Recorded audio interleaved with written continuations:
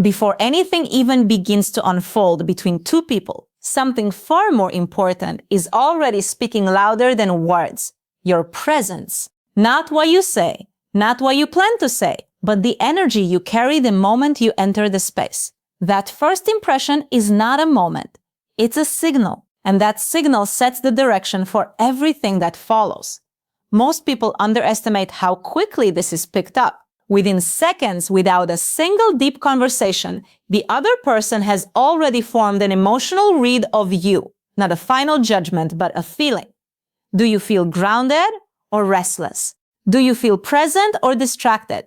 Do you feel like someone who is comfortable in their own space or someone trying to find approval in it? And the truth is, none of this is about perfection. It's about alignment. When your outer behavior matches your inner state, everything feels natural.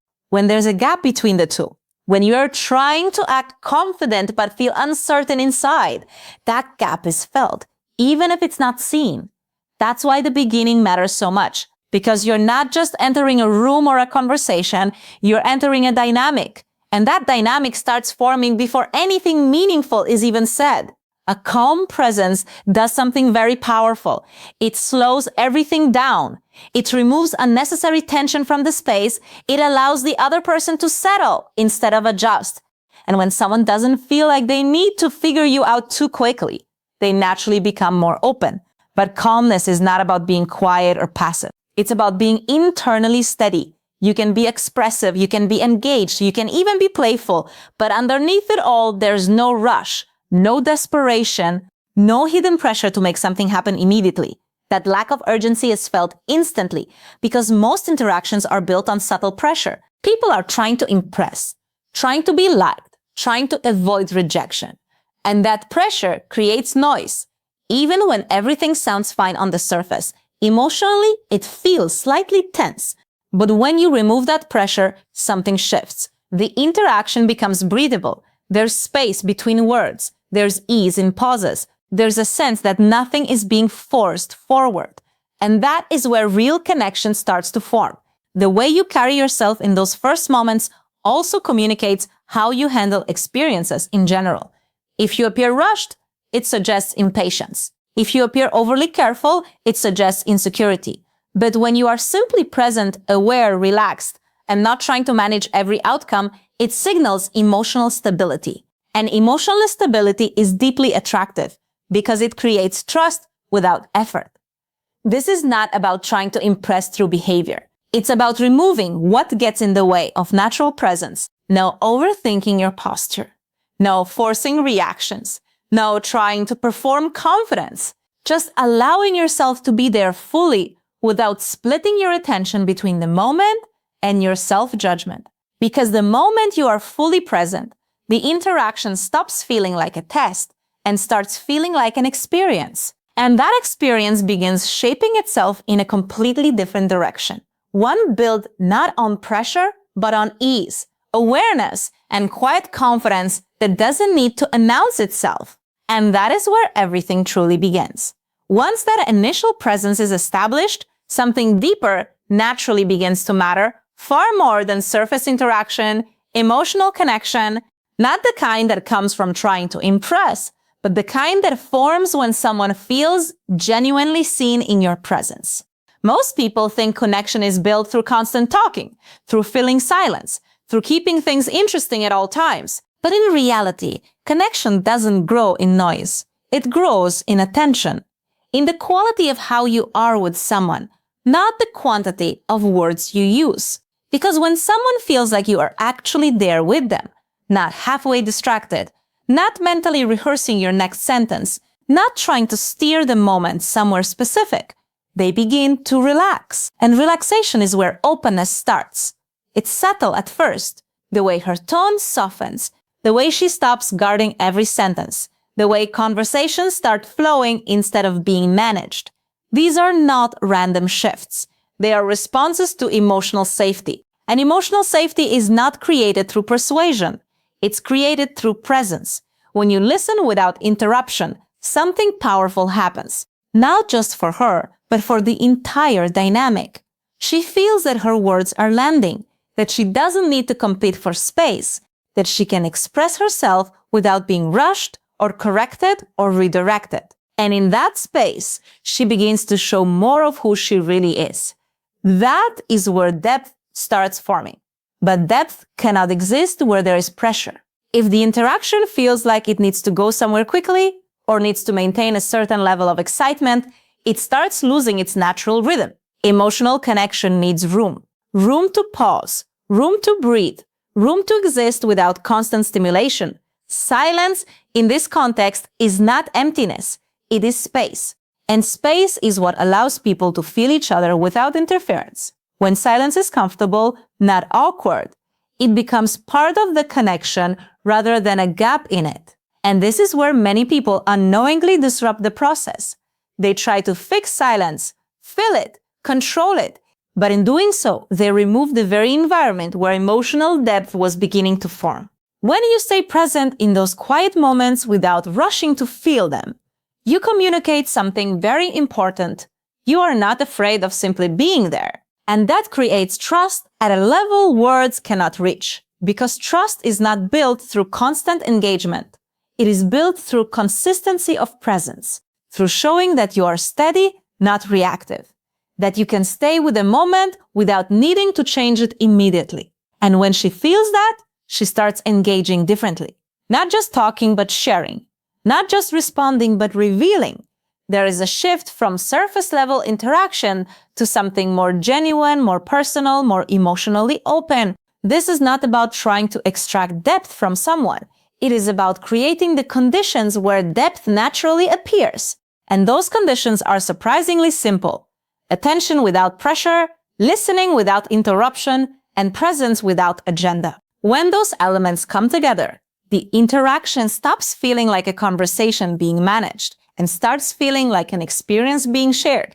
And in that space, connection doesn't need to be forced. It begins to form on its own. As that connection deepens, something very subtle but powerful starts to separate people who create impact from those who simply participate in the moment. And that is where your focus goes. Most people don't realize how much of their attention is turned inward during interactions. They are constantly evaluating themselves, thinking about how they are coming across, whether they are doing enough, whether the other person is reacting the right way. But that internal focus quietly removes them from the experience itself. Because when your attention is trapped on your own performance, you stop truly seeing the other person. You hear their words, but you're not fully absorbing them. You notice their reactions, but you're interpreting them through the lens of your own insecurity or expectation.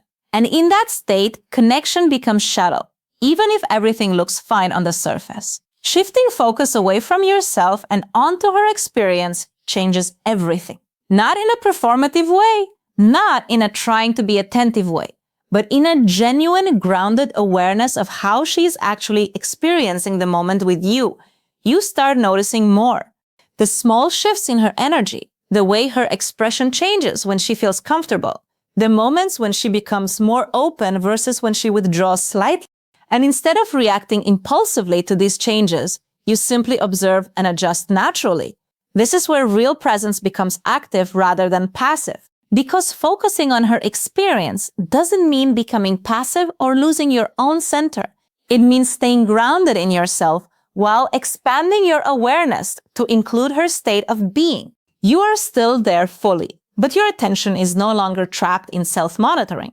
And when that happens, the entire interaction becomes smoother. There is less tension in your responses because you are not trying to get it right. There is more natural flow because you are not interrupting yourself with overthinking. You are simply engaging with what is actually happening in real time instead of what you fear or expect might happen next. And she feels that difference immediately. Because most people are not used to being with someone who is actually present with them in that way. Not analyzing, not performing, not waiting for their turn to speak, but genuinely engaging with what is unfolding between both of you. When she feels that shift, she begins to relax even more. She doesn't feel like she needs to manage the interaction or compensate for gaps. She feels like she can simply be. And that changes the emotional quality of the entire moment. Focusing on her experience also naturally makes you more considerate without effort. You begin to adjust your pace, your tone, your reactions, not based on a strategy, but based on awareness. If she seems engaged, you lean into that energy. If she seems thoughtful, you allow space for that. If she slows down, you slow down with her. There is no force in it. And that alignment creates something very rare, a shared rhythm. Not one person leading and the other following, but both moving in sync with the moment itself. That is what makes the interaction feel effortless from the outside, even though internally it is built on deep awareness. Because when your attention is no longer consumed by how you are being perceived, you finally become available to actually experience the person in front of you. And in that availability, connection becomes not something you chase, but something that naturally forms around you. And that is what she feels without needing to be told. And once that shared rhythm is established, there is one final layer that quietly defines how the entire experience will live in her memory, the ending. Because no matter how strong the beginning feels or how deep the connection becomes in the middle, the way something concludes often decides how it is remembered. Most people underestimate this completely. They think impact is created in the peak moments, in the most exciting parts, in the height of emotion. But memory doesn't work that way. The mind doesn't just store intensity, it stores closure. It stores how things settled, how they felt when everything naturally slowed down. And this is where emotional maturity shows itself without needing to be announced. Because at the end, the instinct for many is to either overextend the moment or rush out of it. To either hold on too tightly because it feels good, or to disconnect too quickly because they don't know how to transition out of it. Both extremes disrupt what could otherwise be a naturally powerful ending.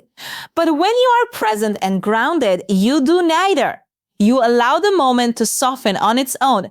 You don't try to squeeze more out of it than it is offering. You don't try to manufacture one last impression. Instead, you stay aware of the natural rhythm as it begins to slow, and you move with it rather than against it. And that ability to let things be complete without forcing them is rare, because a strong ending is not about doing more. It is about doing less, but with awareness. It's in the way you remain calm when things become quieter. It's in the way you don't rush to fill the final silence. It's in the way you are still fully present, even when nothing is actively happening anymore. That stillness carries weight. And in that stillness, she is not just processing the interaction intellectually. She is absorbing it emotionally. The entire experience begins to settle inside her in a way that words cannot interfere with. It becomes something felt rather than analyzed. And what she feels in that moment is not pressure, not confusion, not urgency, but ease. A sense that nothing was forced, nothing was chased, nothing was taken beyond its natural point. Everything unfolded and then gently came to rest. That feeling is what stays, because people rarely remember perfect conversations. They remember how they felt at the end of them, whether they felt relaxed or rushed, whether they felt connected or disconnected, whether they felt complete or left hanging in emotional noise. And when the ending is handled with calm presence, it creates a sense of emotional clarity, no unfinished tension, no forced conclusion, just a natural resolution that allows the entire experience to sit comfortably in memory. This is also where restraint becomes powerful. Not saying everything that could be said, not trying to summarize the moment, not attempting to define what it meant too early. Because sometimes the most impactful thing you can do is allow the experience to remain unspoken at the edges, so it continues to echo afterward. And that echo is what lasts longer than the moment itself. Because long after the interaction is over, she doesn't just remember what happened. She remembers how it ended, how it felt when things became quiet, how there was no pressure to extend or escape, just a natural closing that felt complete on its own. And that is what she won't forget.